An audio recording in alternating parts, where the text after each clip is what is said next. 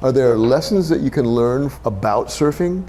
I mean, about surfing and how it applies to the rest of the things that you do? Like, for instance, Jerry Lopez. One of the things that Jerry Lopez said to me that was really meant a lot to me is you know, as you're getting older, and he just said, you just have to keep paddling.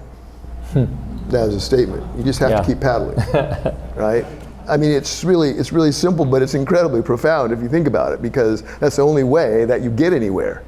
Well, I don't know, a lot of the sort of small and large decisions you make in the course of surfing or not surfing, deciding not to go out, are specific to the thing itself. And if you've spent enough time doing it, a lot of these decisions are so complicated you can't get to the bottom of them. You know you want to be over there instead of over there, and you know you want to go in now or you want to.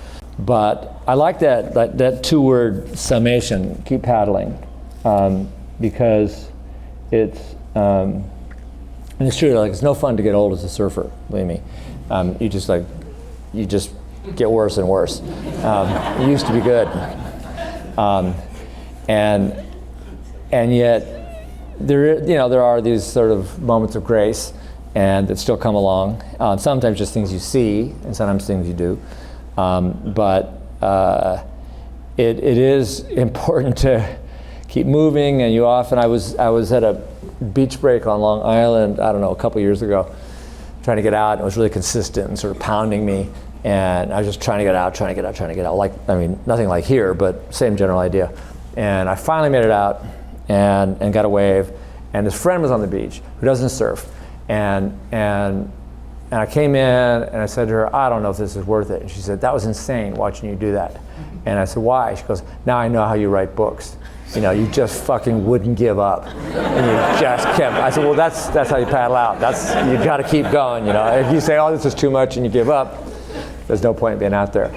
And this place would teach that in a big way. I mean, really, because there's a combination here of like getting pounded, push back, and then it starts getting heavier. And often there's a formation called the inside bar where it breaks really hard, like harder than the big waves outside. Just,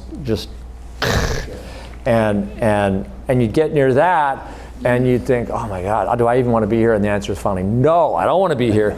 And then there's like a hard current, like pulling you toward the wave. You know, and now you don't have any choice. You can't turn around and catch this white water. It's just. And so you sort of like duck dive that or swim under it or whatever, and then you're sort of spat out the back, and you're in this trough that on big days is often really big. It's like 50 yards. The outside waves are backing, they're breaking, and then they're backing off, and you're in this in between, and nothing's happening except everyth's happening in both directions, and it's terrifying. And it's like, I can't go in, I can't go out. Like, why did I ever start surfing? You know. So there's tons of that here. The basic kind of grit lessons, and they always, I mean, pretty much always works out, you know. You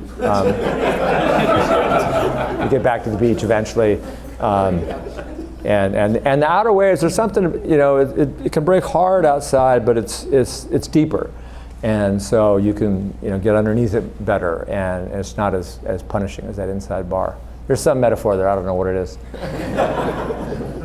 Well, I know one experience that I had that was really stayed with me a long time is when I was working at Surfer, we always had a house for a month on the North Shore to cover the season, and we always had this house right next to a couple of very legendary surfers. And one of the interesting things about Hawaii is because you don't have a continental shelf like we do here, you don't have the kind of conditions that change. So here it's glassy in the morning because the land hasn't heated up enough to bring the wind onshore, which crushes the waves. So everyone wants to go really early. Well, in Hawaii, they don't really have that problem. So most people don't surf early in the morning because they're either partying all night or they just don't bother because it's going to be just as good at 10 o'clock. Or better. And so I would always go out at dawn because I just thought, God, there's nobody here, you know? And so one morning I was paddling out, and it was at Pupukea, which is not really it isn't pipeline, but this giant set came, and I was paddling, and I was rolling these waves, and I was just getting hammered. And I thought, God, am I gonna get out? And I was paddling, and I finally just saw this wave way out on the outside, and the lip was just feathering, and it was just gonna break, and I just went, I'm done. I turned around, caught the wave, rode it in, walked up the shore kind of with my tail between my legs, you know, hoping nobody saw me, and I look up, and there are the two legends standing on their front porch, and they're both jumping up and down and screaming, right? And I was just going, oh God, you know, please. And they're waiting for me to come over. And so I walk over and they say, God, you're my hero.